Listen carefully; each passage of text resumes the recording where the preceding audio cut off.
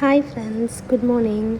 Happy வந்து இந்த வாசப்படியவே ஏன் பார்த்துட்ருக்கா அப்படின்னா, நான் வந்து வெளியே போயிட்டேன்.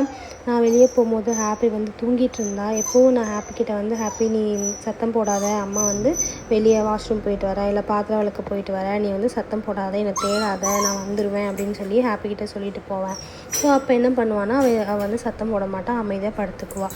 ஆனால் இப்போ வந்து ஹாப்பி நான் வெளியே போகும்போது தூங்கிட்டு இருந்தா.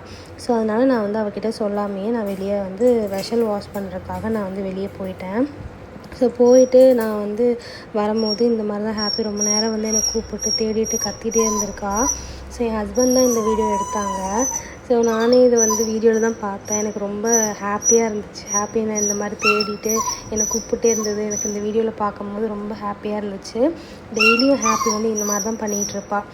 அவகிட்ட சொல்லிட்டு போனேன்னா அவள் அமைதியாக இருந்துக்குவாள்.